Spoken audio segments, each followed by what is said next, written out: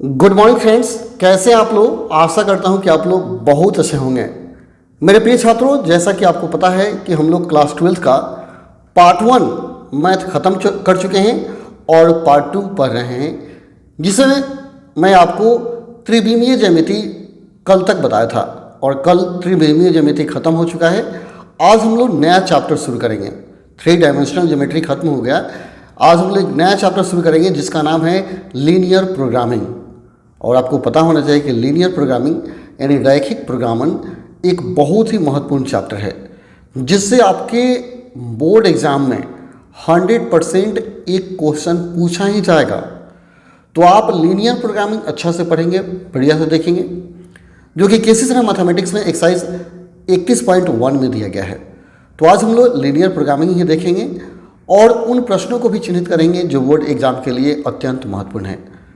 तो चलिए बिना समय गंवाए हम लोग शुरू करते हैं लीनियर प्रोग्रामिंग। लेकिन इससे पहले यदि आप इस चैनल पर नए हैं तो आपसे रिक्वेस्ट है कि चैनल को जरूर सब्सक्राइब कर लीजिए, क्योंकि यहाँ से आपके सभी विषयों की तैयारी बहुत ही सुपर करा दी जाएगी तथा परीक्षा के समय ऑब्जेक्टिव क्वेश्चन, सब्जेक्टिव क्वेश्चन भी आपको दिया जाएगा जो 100% लड़ेगा एग्जाम में।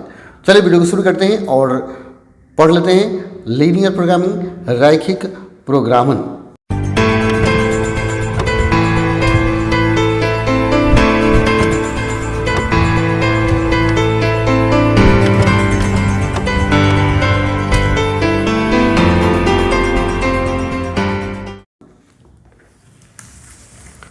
दोस्तों आप देख सकते हैं यह रैखिक प्रोग्रामर यानी लीनियर प्रोग्रामिंग है आपके सामने।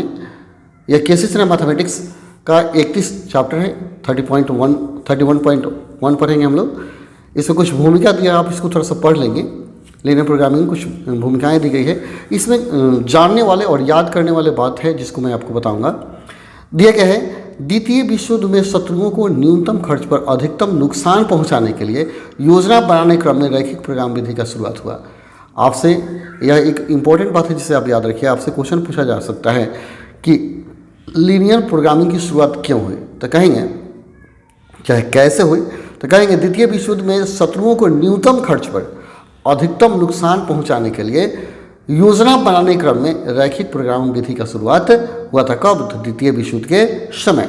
दूसरी बात आपको याद करने वाली है महत्वपूर्ण, रूसी गणितज्ञ एल कांट्रोविच तथा अमेरिकी अर्थशास्त्री एफएल हिचकॉक ने सर्वप्रथम रैखिक प्रोग्रामिंग का शुरुआत किया था। इसके बाद 1947 में अमेरिकन गणितज्ञ जीबी डैंजिंग ने सेना के लिए इसका विकास किया था। इस प्रोग्रामिंग का उपयोग अर्थशास्त्र के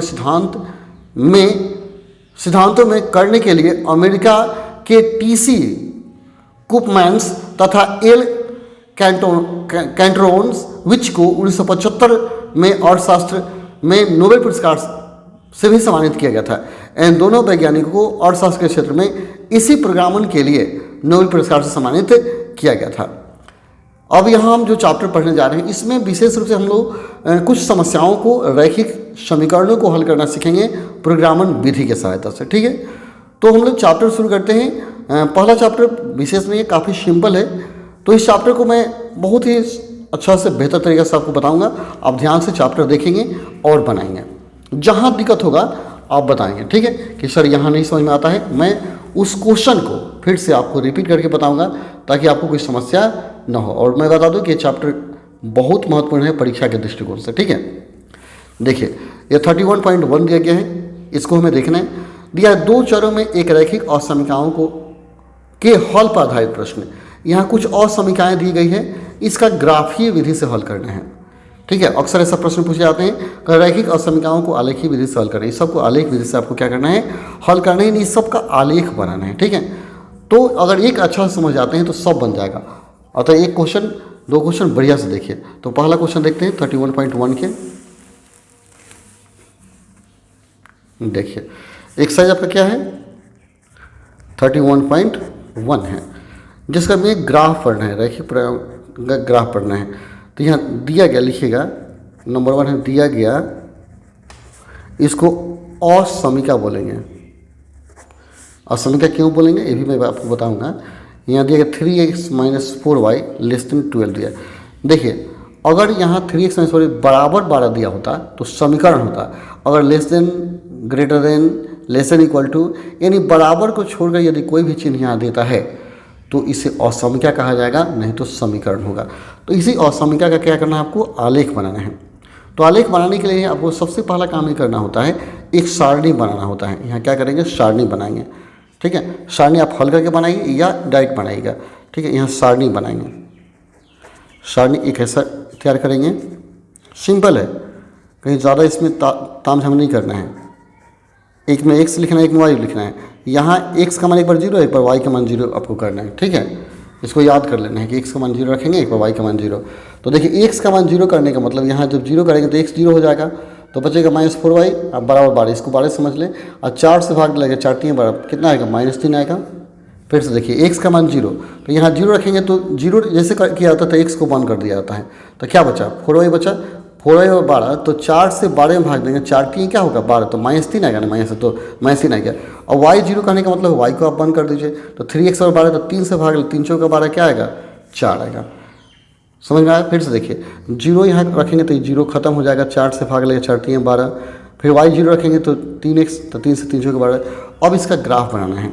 देखिए ग्राफ बनाने के लिए सिंपल सा विधि है, आप क्या करेंगे, ऐसा एक लाइन खींचेंगे। ठीक है, x हो गया और यह हो गया आपका x डैश, y और ये हो गया आपका y डैश। ठीक है, यहाँ 0 होता है, यहाँ क्या करेंगे 1 2 3 4, मैं कॉपी बना देता हूँ, लेकिन आप ग्राफ की कॉपी में बनाइएगा। ठीक है, -1 -2 -3 -4। ठीक है, मैं ग्राफ के कोई भी बता दूंगा, आज इसको देख लीजिए, अब ट्राई कर लीजिए, कहीं दिक्कत होगा तो बोलिएगा। 1 2 3 लिख देंगे, यहाँ क्या होगा -1 -2 -3। अब यहाँ देखिए आपको देखना है, जब x 0 है तो y का मान -3 है, तो -3 कहाँ है, जब x 0 तो y -3, तो यहाँ -3 आएगा, यहाँ -3, y का मान -3 पर गोल कर देंगे। फिर y 0 तो x का मान 4 है, +4 यहाँ आएगा। अब एक बात यहाँ आपको समझना है, इसको डायरेक्ट आप झट से मत मिलाइएगा, इस समीकरण को एक बार ध्यान से देखिएगा। ये जो समीकरण असमिका दिया गया है, यहाँ देखिए लेस देन दिया गया है, लेस देन, यहाँ एक बात याद रखिए, अगर क्या करता है लेस देन दिया हो, ग्रेटर देन दिया हो, ठीक है, ऐसा कोई भी चिन्ह दिया गया होगा, इक्वल टू का चिन्ह नहीं दिया है, तो हम इसको डॉट लाइन से मिलाएंगे, दोनों पॉइंट को डॉट लाइन से। अगर इसमें क्या करता है, इक्वल टू ऐसे लगा दें, ऐसे इक्वल टू लगा दें, या केवल इक्वल टू का चिन्ह दिया गया हो, ऐसा चिन्ह देगा तो हम फुल लाइन से मिलाएंगे, याद रहेगा। तो यहाँ क्वेश्चन में क्या दिया है, लेस देन दिया है, वो लेस देन हो चाहे ग्रेटर देन हो, अगर इक्वल टू का चिन्ह नहीं दिया है तो हम डॉट लाइन से मिलाएंगे। इसको मिलाना होगा आपको डॉट, डॉट का मतलब यह लेस देन होगा या ग्रेटर देन होगा, इसको डॉट से आपको आगे बढ़ाना होगा, आपको डॉट से। यही अगर इक्वल टू दिया होता तो डॉट से हम नहीं बढ़ाते, बढ़ा दिया। बढ़ाने के बाद अब यहाँ देखना है, अब 12 प्लस में है, अब 12 से कहता है छोटा, 12 से छोटा, तो इसके लिए हम क्या करते हैं, यहाँ पे या जो ग्राफ में हमने डॉट दिया है यहाँ रंगना होता है। ये जो डॉट दिया है लाइन, इस लाइन के द्वारा ग्राफ क्या होता है, दो जगह, एक नीचे वाला भाग है, एक क्या होता है ऊपर वाला भाग। इस लाइन के एक नीचे भाग आता है, एक क्या होता है ऊपर वाला भाग हो जाता है, दो जगह बट जा रहा है। तो अब या तो नीचे आपको पेंट करना होगा या ऊपर रंगना होगा, कहीं रंगना होगा, तो ये पता करना होगा ऊपर रंगे कि नीचे रंगे। तो देख लेंगे इस लाइन के ऊपर कौन है, 0 0 है और नीचे कोई दूसरा अंक आएगा, तो इस लाइन के ऊपर 0 0 है और यह मूल बिंदु है, तो मूल बिंदु को हम क्या करेंगे इस ग्राफ में रखेंगे, यहाँ पे रखेंगे। अगर हम 0 यहाँ 0 रखेंगे तो क्या होगा, 0 हो जाएगा, तो 0 लेस देन 12 हो जाएगा। तो 0 लेस देन 12 क्या है, यह सत्य है, सत्य है, मतलब 0 0 रखने पर सत्य आता है, तो हम इधर वाले पार्ट को रंगेंगे। अगर गलत आता तो इसको उल्टा रंगते। रंगने में आपको समझना है, आप तो ग्राफ खींचना सीख गए, सीखने के बाद देखेंगे इस ग्राफ के किधर मूल बिंदु है, जहाँ मूल बिंदु आपको दिखाई दे, मूल बिंदु 0 0 उठाकर इसमें डाल दीजिए। अगर सत्य आता है तो हम जिधर 0 है उधर रहेंगे, अब गलत आएगा तो उल्टे दिशा में रहेंगे। तो आपको क्या करना होगा, इधर पेंट करना होगा, इधर ऐसे बढ़िया से इसको अच्छा से पेंट कर देना होगा, बढ़िया सुंदर से अच्छा से इसको पेंट करेंगे। यही तो करना है आपको, इस तरह आपको पेंट कर देना होगा। तो इस तरह आप क्या करेंगे, ग्राफ कंप्लीटली बना लेंगे। ठीक है, 2-3 बनेगा तो क्लियर हो जाएगा। एक और देखिए, दूसरा क्वेश्चन मैं आपको दिखाता हूँ, तब ज़्यादा क्लियर समझ में आएगा आपको। देखिए इस पेज को पलट दो, एक अगर अच्छा समझ गए तो समझिए कहीं दिक्कत नहीं। दूसरा दिया है -3x + 2y greater than equal to, देखिए इक्वल टू दे दिया तो फुल लाइन लगाना होगा। अब क्या करेंगे आप, सारणी बनाएंगे, यहाँ बनाएंगे सारणी। सबसे पहला काम है आपको सारणी बनाना। सारणी बनाने के लिए सारणी बनाते हैं। क्वेश्चन कहीं भारी नहीं, काफ़ी सिंपल है। x और y, एक बार x का मान 0 रखना है, एक बार y का मान 0। जब x 0 तो ये 0 हो जाएगा, तो ये बंद करेंगे, 2 3 6 3 आएगा, और y 0 तो ये बंद, 3 दूना 6 क्या होगा, -2 आएगा। फिर से देखिए, जब x का मान 0 करेंगे तो x को बंद कर दीजिएगा, 2 से भाग 2 3 6 आएगा। जब y 0 यहाँ रखिएगा तो y 0 हो गया, तो 3 से भाग 3 दूना 6 -2 आएगा। अब इसको ग्राफ बनाना है। देखिए हम यहीं पे ग्राफ बना देते हैं, ज़्यादा बड़ा करने की ज़रूरत नहीं है, छोटे से ग्राफ से भी काम चल जाएगा।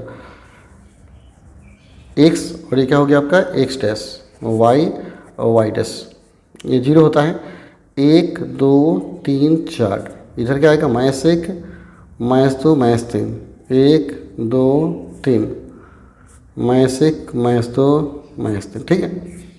अब देखिए यहाँ समझने वाली बात है, x का मान 0 तो y का मान क्या है, 3 है, प्लस में 3 है, तो ये प्लस में 3 ऊपर जाएगा, y का मान यहाँ 3 कर देंगे। और एक y 0 तो x का माइनस में 2 है, x का -2 यहाँ आएगा। अब इसको मिलाना है। अब देखना है फुल लाइन मिलाएं कि डॉट लाइन, तो यहाँ आ जाएगा समीकरण में। तो यहाँ क्या दिया है, ग्रेटर देन इक्वल टू का चिन्ह दिया है, तो मैंने बताया था इक्वल टू का चिन्ह होगा तो क्या करेंगे, ऐसे फुल लाइन से आपको मिलाना होगा। ऐसे आप क्या करेंगे, इसको फुल लाइन से मिला देंगे, ठीक है। अब रंगना है कि हम इधर रंगें कि ऊपर रंगें, लाइन के इधर नीचे वाले साइड में रंगें कि ऊपर वाले साइड में रंगें। तो इसके लिए हम क्या करेंगे, देखेंगे यहाँ मूल बिंदु है, मूल बिंदु को उठा के इसमें रखिए, तो यह 0 यहाँ 0 रखेंगे, तो यहाँ 0 आएगा। 0 ग्रेटर देन 6, क्या 0 6 से बड़ा है, नहीं है। जैसे 0 0 यहाँ रखेंगे तो यह 0 हो गया, तो यहाँ 0 रखेंगे तो 0 क्या है, 6 से बड़ा नहीं है, यानी क्या आ रहा है, 0 ग्रेटर देन 6 ना आ रहा है, तो 0 6 से बड़ा नहीं है, गलत हो रहा है। जब गलत हो रहा है मतलब यह मूल बिंदु गलत है, तो इसके ऊपर रंगना है, इसको उल्टा रंगेंगे, ठीक है। ऐसे ऊपर हम आकर के यहाँ ऐसे पेंट कर देंगे। आया समझ में, यही तो आपको रंगना है, बढ़िया से अच्छा से सुंदर से इसको रंगिए। इस तरह ग्राफ आपको बनाना है, कहीं दिक्कत आपको नहीं होगा। जैसे क्वेश्चन 3 बनाइए, क्वेश्चन नंबर 3 दिया हुआ है, ये थोड़ा सा अलग टाइप का है इसलिए बनाते हैं। 3 4 1 2 देख लीजिए। और समीकरण x + y less than equal to 0, इसमें अंक है ही नहीं, अंक नहीं है, 0 रखेंगे 0 आ जाएगा। देखिए सारणी बनाइए तो समझ में आएगा। सारणी बनाएंगे आप यहाँ ऐसे, ज़्यादा नहीं 3 4 गो अंक ले सकते हैं। जब 0 है तो क्या करेंगे, यहाँ 2 3 गो अंक ज़्यादा ले लीजिए, ठीक है, x और y। देखिए अगर हम क्या करते हैं, y को उधर भेजते हैं तो -y हो जाएगा ना, मतलब x का मान प्लस में तो y का मान माइनस में, तो x का मान अगर 1 रखेंगे तो 1 उधर जाएगा तो क्या होगा, y का मान -1 हो जाएगा। फिर 2 रखेंगे तो क्या होगा, -2 हो जाएगा। 3 रखेंगे तो क्या होगा, -3। 4 रखेंगे तो -4।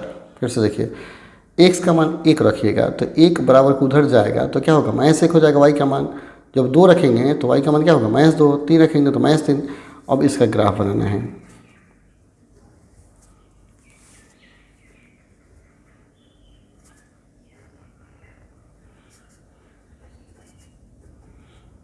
x हो गया x डैश, y और क्या हो गया, y डैश।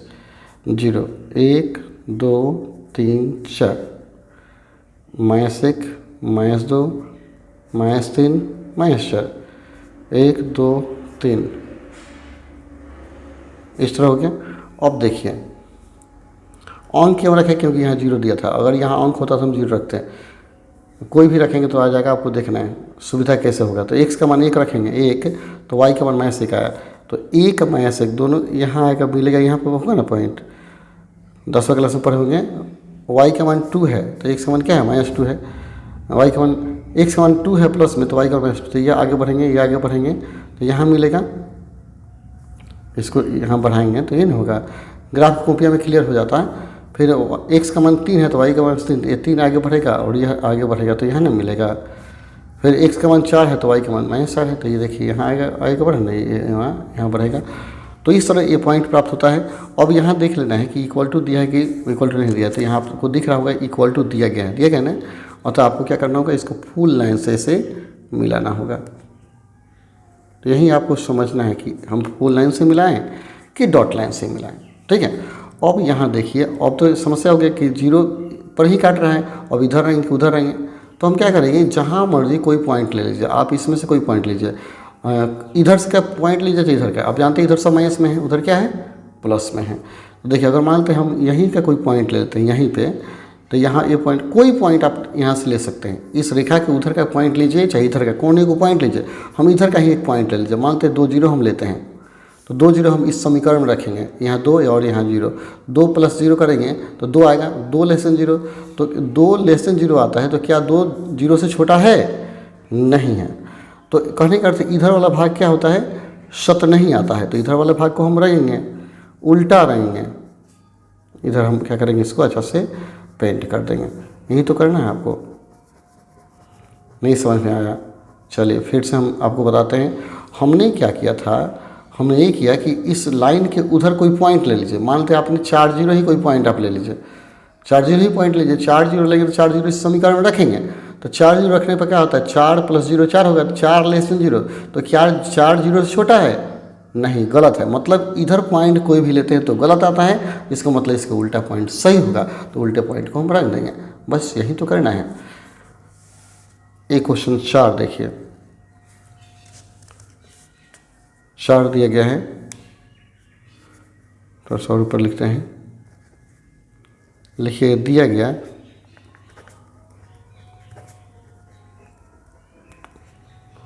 असमीका, असमीका दिया हुआ है y > क्या है, -x/2, ठीक है, इतना दिया हुआ है, तो इतना ही जोड़िए, सारणी बनाइए, मेन है सारणी, सारणी बना दीजिए और ग्राफ बनाते हैं हम लोग।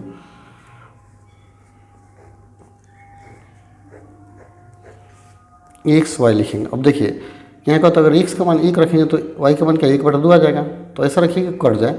x का मान 2 रखिए तो 2/2 क्या आ जाएगा, -1 हो जाएगा। x का मान 4 रखिए तो 4/2 क्या होगा, -2 होगा, और 6 रखेंगे तो क्या होगा, -3 हो जाएगा। x का मान सम संख्या रखेंगे तो इस तरह आएगा। अब इसका ग्राफ बनाना है, ऐसे कीजिए, x y y dash x dash 0, यहाँ रखेंगे 1 2 3 4 5 और 6, ये क्या होगा, -1 -2 -3 -4, यहाँ 1 2 3 -1 -2, ठीक है। अब यहाँ देखना है x का मान 2 तो y का मान -1 है, यह 2 तो -1 तो इधर जाएगा इधर जाएगा, यहाँ मैच करेंगे। x का मान 4 है तो y का मान 2 है, तो 2 से बढ़िए 4 से बढ़िए तो यहाँ मिलेगा। x का मान 6 है तो y का मान 3 है, तो 3 से आगे बढ़ेंगे 6 के आगे बढ़ेंगे, यहाँ मिलेगा। अब देखिए यहाँ देख लेना है कि इक्वल टू है कि नहीं, तो y > दिया, तो इक्वल टू दिया तो हम क्या करेंगे, फुल लाइन से मिलाएंगे, फुल लाइन से हमने क्या किया, मिला दिया। अब देखना है कि इधर आएंगे कि इधर आएंगे कि इधर आएंगे, तो रंगने के लिए हम कोई पॉइंट ले लेंगे और देखेंगे यह बात सत्य है कि नहीं। तो हम इधर का ही कोई पॉइंट, मान लो इसी को 5 जीरो को मैंने ले लिया, 5 जीरो को ले लिया, 5 जीरो इसमें रखेंगे, तो x का मान 5 y का मान 0, तो y का मान यहाँ 0 हो जाएगा, x का मान क्या होगा 5, 5 बटा क्या होगा 2, तो 5/2 आएगा माइनस में, यहाँ 0 देख लीजिए, 0 यहाँ देख लीजिएगा आप, आपका आ गया 5/2। यहाँ समझिए कितना आया, y > क्या है, -6/2 है, y का मान 0 रखना है, ठीक है, और x का मान कितना रखना है, +5 रखना है। तो 0 से क्या 5/-2 छोटा है, यह माइनस में क्या 0 से छोटा है, तो हाँ यह छोटा है, देख लीजिए 0 से छोटा नहीं है, माइनस में है तो छोटा है, तो हम इधर वाला बात सत्य आता है, तो हमको इधर वाला ही बात रखना होगा, इधर वाला ही ग्राफ को हमें क्या करना होगा, पेंट करना होगा, अच्छा से पेंट कर देंगे, बस हो गया। यही तो करना है आपको, सिंपल सा काम है, कोई भारी बात नहीं है। एक और क्वेश्चन आपको 6 में बता देता हूँ, सारे क्वेश्चन सेम हैं, सब में ग्राफ ही बनाना है। 6 दिया गया है, आप देख सकते हैं। चलिए मैं क्वेश्चन आपको दिखा देता हूँ। देखिए 1 2 3 4 मैंने बना दिया, 6 दिया है, जैसे 6 दिया है ना वैसे ही सब दिया है, ठीक है, ध्यान से देखिए। और 6 अच्छा से बना लेते, 7 8 9 हमको बनाने की ज़रूरत नहीं पड़ेगी, ठीक है। तो 6 नहीं, भले 5 बोल रहे हैं, 5 बना दें तो 6 7 8 बनाने की जरूरत नहीं पड़ेगी। 5 दिया 3x + 4y less than equal to 60, x + 3y less than equal to 30। इससे मतलब नहीं है, आप इन दो समीकरण को हल करेंगे, दोनों समीकरण को। चलिए 5 हम बनाते हैं, 6 नहीं 5 दिया गया है, लिखेंगे दिया गया है। देखिए क्या क्या दिया है, 3x + 4y less than equal to 60। तो क्या करेंगे, यहीं पे सारणी बना देंगे, सारणी आप यहीं पे बना देंगे, ज़्यादा दूर जाने की ज़रूरत नहीं है। x x 0 रखेंगे तो यहाँ 0 हो गया, 15 चौका 60 होगा 15, और y 0 जब यह आएगा तो क्या होगा, 20 से 60 20 हो जाएगा। पुनः इसको 1 मान लीजिए, पुनः दिया है आपका x + 3y less than equal to 30, समीकरण 2 आ गया। सारणी बनाइए,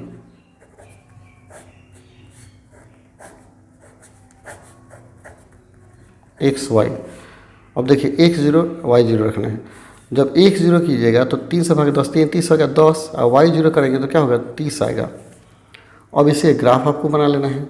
ग्राफ थोड़ा बड़ा होगा, इस बात को थोड़ा देख लेंगे, ग्राफ थोड़ा सा बड़ा होगा। कहाँ तक जाएगा, x का मान 30 गया है और y का मान भी गया है, 10 का अंतर ले लेंगे, ठीक है। x डैश y और क्या हो गया y डैश। देखिए लेकिन 10 या 5 भी ले सकते हैं, 5 10 15 20 25 और 30 हो गया। यहाँ लेते हैं 5 10 15 20 25 हो गया, ठीक है। चलिए अब ग्राफ खींचते हैं। पहला सारणी दिया है y 15 पर और x 20 पर, तो x 20 पर हो गया और y क्या हो गया 15 पर। और इक्वल टू क्या चिन्ह दोनों में दिया है ना, यहाँ पर देखिए इक्वल टू दिया है ना, और तो फुल लाइन खींचेंगे। इसको आपको क्या करना होगा, फुल लाइन से इसे मिलाना होगा। दूसरा का तो y का मान 10 है और x के 30 पर जाता है, y का मान 10 यहाँ, x 30 पर यहाँ जाएगा। तो इसको हम क्या करेंगे, ऐसे मिला देंगे। ये तो मिलाना है, हमने मिला दिया। अब इसको रंगना है, किधर रंगना है। तो पहला समीकरण को देखिए, पहला समीकरण क्या कहता है, अगर 0 0 हम रखते हैं ये, तो 0 आएगा तो 0 लेस देन 60। क्या 0 60 छोटा है, तो छोटा है, यानी पहला समीकरण में 0 की तरफ रंगना है। यह पहला लाइन था, इसमें 0 की तरफ, मैंने इस लाइन के, आप देख लीजिए यह जो लाइन लिखा है, हमें इस लाइन का क्या करना है, नीचे आना है। ये क्लियर हो गया। दूसरा में भी 0 0 रखेंगे तो ये भी क्या होगा, सत्य होगा, यानी इस लाइन के भी नीचे, दोनों लाइन के नीचे, मतलब क्या, दोनों लाइन के नीचे। तो इस लाइन और इस लाइन के नीचे कौन है, यही ना है। तो आपका यह दोनों लाइन के नीचे है, तो आपको यही रंगना होगा। यही बात समझना होगा कि आपको क्या करना है।